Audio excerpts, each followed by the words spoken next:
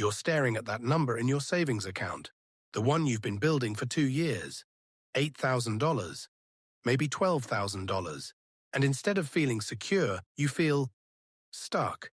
Because here's what nobody mentions about emergency funds. While you were being responsible, while you were doing exactly what every financial expert told you to do, that money has been dying. Slowly, quietly. And you felt it, didn't you? Every time you checked that balance, and it was the same number, just sitting there. You told yourself it was safety. But somewhere deeper, you knew it was something else. It's the opportunity you didn't take because what if something happens? It's the business idea you shelved because you couldn't touch the emergency fund. It's watching Bitcoin go from $3,000 to $60,000, while your cash earned $47 in interest. It's your friend who started investing 3 years after you, but somehow has more. And you did everything right. You were disciplined, you sacrificed. You said no to things you wanted. You built the 6 months of expenses everyone said you needed. And now you're realizing that the finish line keeps moving. Because 6 months became, maybe I should have 9 months. And 9 months became, what if I lose my job and have a medical emergency?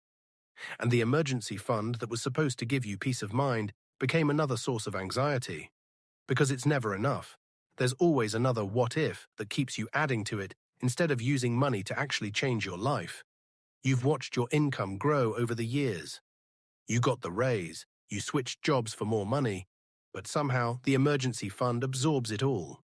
Like a black hole that gets bigger the more you feed it.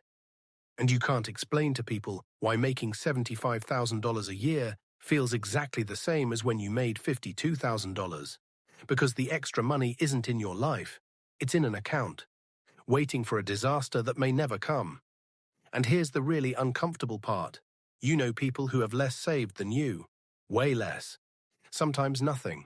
And when actual emergencies happen to them, they figure it out. They survive. They're not destroyed. They use credit. They negotiate payment plans. They borrow from family. They make it work. Meanwhile, you've been sitting on dead money for years, telling yourself you're being smart. Nobody taught you this. They taught you to be afraid. Financial advice, the kind that gets repeated endlessly, is built on fear. Save for emergencies. What if you lose your job?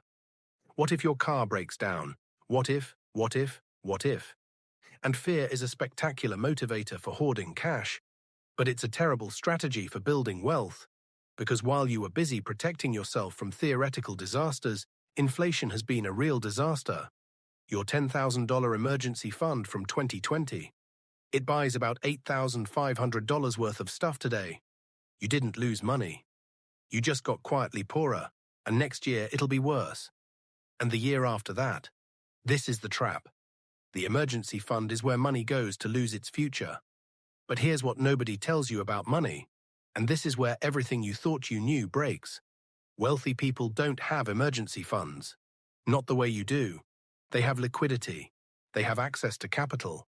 They have assets they can borrow against. They have credit lines they never use. They have networks they can call. But they don't have $30,000 sitting in a savings account earning 0.5% interest while inflation runs at 4%.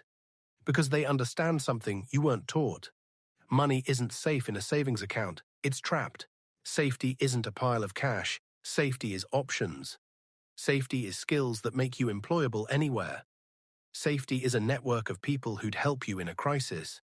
Safety is assets that grow faster than your expenses. Safety is the confidence that you can generate income on demand. But we replaced all of that with a number in an account and called it security.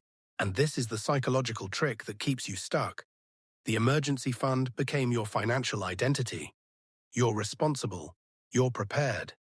You're not like those people living paycheck to paycheck. The emergency fund is proof you're doing it right. Except it's not. It's proof you're afraid. And as long as that fear is running your financial decisions, you'll never build real wealth. You'll just build a bigger cushion to hide behind. Think about what that money represents. Every dollar in your emergency fund is a dollar that chose safety over growth. It's a dollar that said, I trust disaster more than I trust my own ability to create opportunity. And you made that choice 1,000 times, 10,000 times. Every paycheck, every tax refund, every bonus. The first question was always, should I add to the emergency fund? And the answer was always yes. Because what if? The people who actually build wealth, the ones who retire early or start businesses or live life on their terms, they all have this moment where they stop asking, what if something goes wrong, and start asking, what if something goes right? They calculate the cost of opportunity differently. They see the emergency fund not as protection, but as a penalty for staying small, a penalty for playing defense, a penalty for treating your financial life like it's fragile instead of anti-fragile. Here's a scenario nobody talks about. Meet Sarah. She's 34. She has $18,000 in her emergency fund. She's been building it since she was 27. 7 years of discipline. She makes $68,000 a year. She feels broke. She can't explain why, but she does. Her friend Monica, same age, same income, has $2,000 in savings. But Monica has a rental property she bought 3 years ago with a risky FHA loan. Monica's tenant pays her mortgage. Monica's property appreciated $80,000. Monica has equity. Monica has passive income. Monica has leverage. Sarah has cash, and safety, and stress. In an actual emergency, Monica could sell the property, refinance, borrow against the equity, or just deal with it the way everyone deals with emergencies. But Sarah couldn't buy the property when it was available because she needed to build her emergency fund first. The emergency fund that was supposed to enable her future actually delayed it. Possibly forever, because that property at that price in that market isn't coming back. This is the part where I'm supposed to tell you to invest your emergency fund. Put it in index funds, get 10% returns. And sure, that's mathematically better than 0.5% in a savings account. But that's not the real problem. The real problem is the emergency fund mentality. The belief that you need to be completely protected before you can take any risk. The idea that financial security comes from defense instead of offense. Money is a test of self-trust, not willpower. And the emergency fund is where self-trust goes to die. Because inherently, by building it, you're telling yourself, I don't trust my ability to handle uncertainty. I don't trust that I could find another job. I don't trust that I could generate income in a crisis. I don't trust my skills, my network, my adaptability, my resourcefulness. I need this pile of cash because without it, I'm vulnerable. And maybe you are. But hoarding cash doesn't fix that. It just masks it. It gives you the feeling of security without the reality of anti-fragility. Real security is being the kind of person who could lose everything and rebuild. That's what the wealthy understand. They're not afraid of losing money because they trust their ability to make more. You're terrified of losing money because you think this is all there is. Every dollar is a soldier.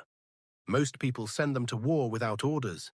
Your emergency fund soldiers are sitting in a tent, waiting for a battle that might never come, while the war for your financial future is being fought elsewhere.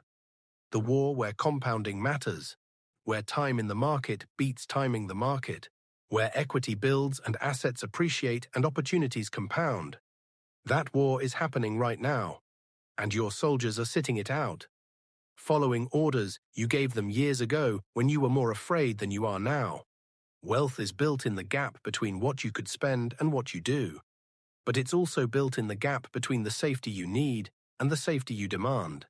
You don't need 6 months of expenses in cash. You definitely don't need 12. You need enough to cover the truly catastrophic and the immediately likely. Maybe that's $3,000. Maybe it's $5,000. The rest, that's fear money. And fear money doesn't build wealth. It just builds more fear. Here's another uncomfortable truth. Your lifestyle is someone else's marketing budget working. And that includes the emergency fund lifestyle. Financial institutions love emergency funds. They get to use your money to make loans at 7% while paying you 0.5%. They've convinced an entire generation that hoarding cash is wisdom. And you bought it. Because it feels responsible. It feels adult. It feels like you're doing the right thing. But responsible for whom? For what? For a future where you're 65 and you still have an emergency fund and no passive income and no equity and no options except to keep working. Think about this. You're 30, 35, 40 years old. You have maybe 30 productive earning years left, maybe 40 if you're lucky and healthy. Every year that your money sits in cash earning nothing while inflation eats it, that's a year you can't get back. That's a year of compounding you lost. At 7% annual returns, money doubles every 10 years. At 0.5%, it takes 140 years. You will be dead. Your grandchildren will be old, and that money still won't have doubled. But here's the thing about breaking out of the emergency fund trap. It requires you to become a different person. Not just to move money around, to actually change your identity, to stop being someone who needs perfect safety before taking any action, to accept that uncertainty is the price of growth, to trust yourself in a way you haven't before. The people who build wealth aren't less afraid than you. They just refuse to let fear make their financial decisions.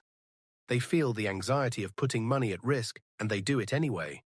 They understand that the biggest risk isn't losing money in an investment.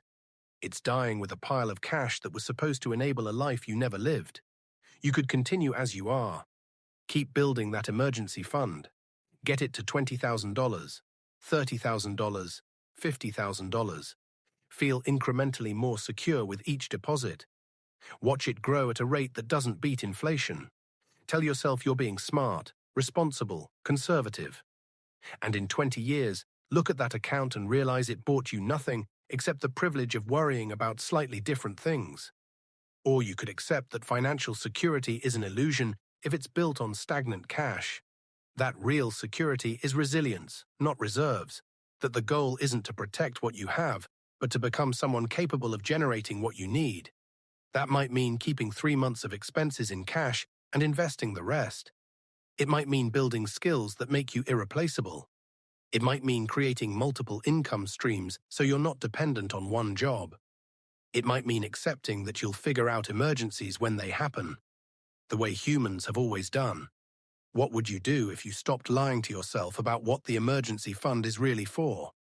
If you admitted it's not about emergencies, it's about control, about feeling safe in a world that isn't safe, about having one thing you can point to and say, "At least I have this." But what if that thing is the exact reason you don't have the other things you actually want? 5 years from now, you'll wish you had started today. That's not inspiration, that's just math. Compounding works both ways. It builds wealth if you let it. It builds regret if you don't. The question isn't whether the emergency fund is necessary. The question is, what is it costing you? Not just in returns, but in opportunities, in time, in the life you could be building, instead of the disaster you're preparing for. Nobody's coming to fix this for you. No amount of saving will ever feel like enough if you're saving from a place of fear. No financial advisor will tell you to risk your security. No article will give you permission to want more than safety. So what do you actually want? Security or growth? Safety or freedom? The feeling of being prepared or the reality of being wealthy? Because you can't optimize for both. Not really. Every dollar you put toward one is a dollar you take from the other. Your move,